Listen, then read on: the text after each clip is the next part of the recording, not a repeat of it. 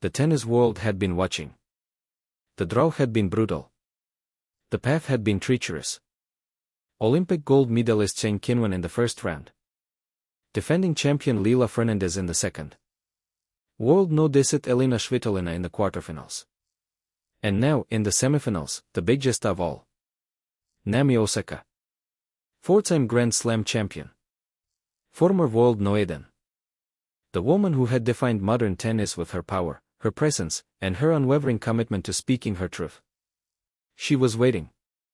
And the world expected her to win. But Alex Eala had other plans. From the very first point, it was clear that this would not be the match everyone expected. Eala didn't just compete. She dominated. She dictated. She dismantled the four-time Grand Slam champion with a performance so clinical, so composed, that the tennis world was left gasping for breath. The scoreline read 6-4, 6-2. The match lasted just 76 minutes. Osaka committed 34 unforced errors, including 5 double faults, while Eala remained remarkably composed with only 18 unforced errors and just 1 double fault. The Filipina sensation had beaten another former world no. 10. She had reached her first UTA 500 final. She had guaranteed herself a new career-high ranking of world no. 24. And the Philippines erupted.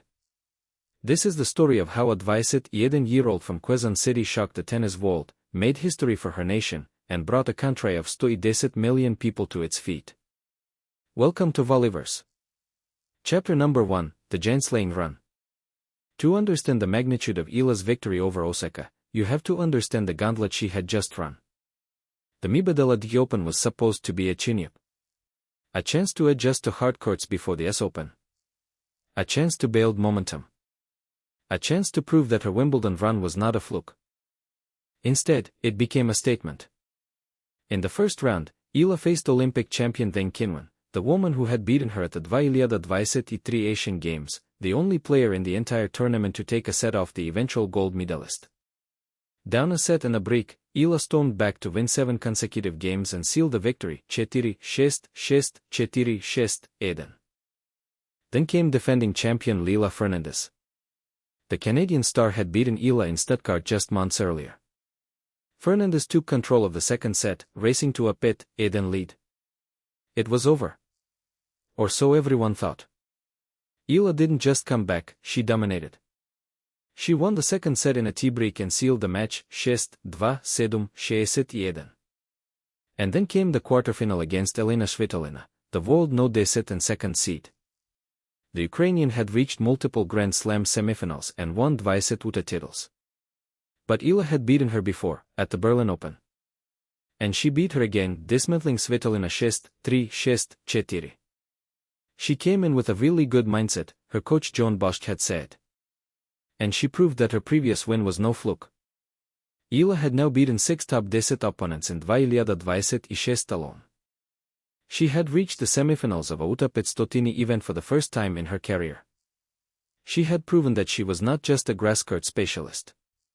She could win on any surface. She could beat anyone. But the biggest was yet to come. Naomi Osaka was waiting in the semifinals. The four-time Grand Slam champion. The former world no. 10. The third seed in Washington. Osaka had survived her own battle to reach the semifinals, volleying past Italy's Elisabetta Cocchiaretto 4-6, 6-4, 6-3. It was the first time since the US Open last year that Osaka had reached the last 4 of a UTA hardcourt event. But Osaka was not overlooking her young opponent.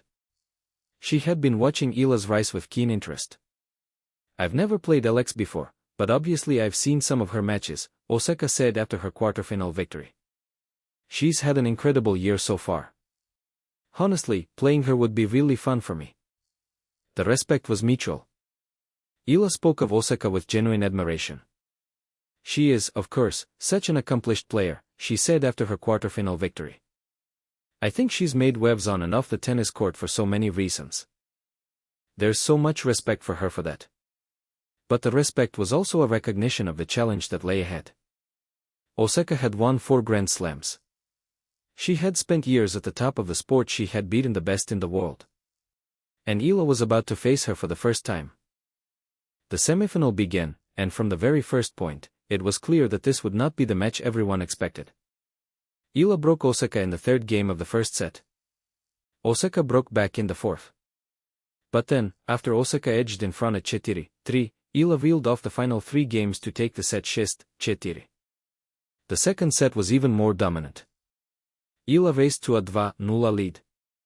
Osaka got on the board, but Eala maintained control, extending her lead to 4-2. Then came the decisive break in the 7th game, moving Eala within touching distance of victory.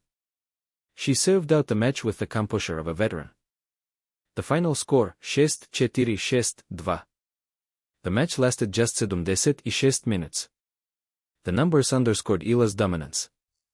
Osaka committed 34 unforced errors, including 5 double faults, while Eala remained remarkably composed with only 18 unforced errors and just 1 double fault. The Filipina converted 4 of 12 break points and won 71 of her first serve points. After the match, Eala was almost lost for words. "One more match, I guess," she said, still processing what she had just accomplished. "I'm super happy. I think I played really well and, of course, such a meaningful match against a great player. So really happy to share the court with Naomi." She acknowledged the overwhelming support from the fans. "It helped me a lot. I'm happy you all enjoyed the match because there were some really exciting volleys out there."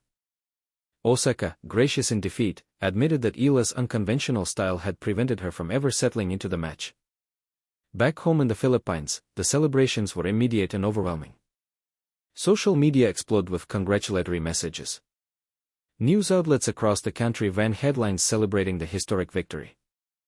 President Ferdinand Marcos Jr., who had hosted Eala at Malacanang Palace just weeks earlier, was among the first to congratulate her. The entire nation of 110 million people was united in celebration. The victory guaranteed Eala a new career-high ranking of World No. 24. She had already become the first Filipino to reach the 4th round of a Grand Slam in the Open era at Wimbledon. Now, she had reached her first U15 final and beaten a 4-time Grand Slam champion in the process. "I think I'm still locked in," Eala said after the match.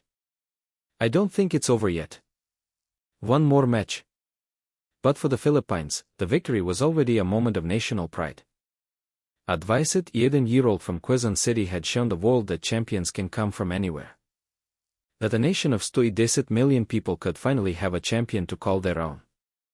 After number 5, one more match, the legacy that awaits. The victory over Osaka sent Eala to her first U15 final. Awaiting her was top seed Jessica Pegula, the world No. 3 who had beaten Eala in the Miami Open semifinals last year. Pegula had acknowledged Eala's rise, calling her the feature of the tour.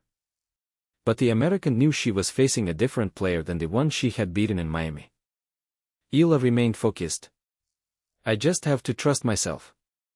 I'm in the final for a reason. Jessica is also in the final for a reason, so I think it's going to be a really good match."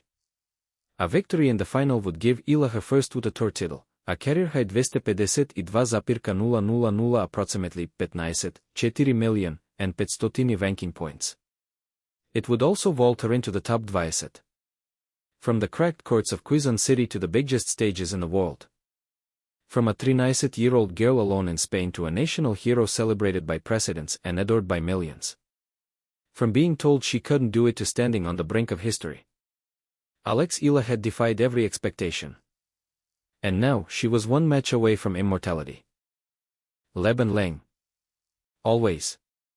And remember, on RallyVerse, we bring you the stories that define the sport, the drama, the victories, the moments that change everything. Stay tuned for more.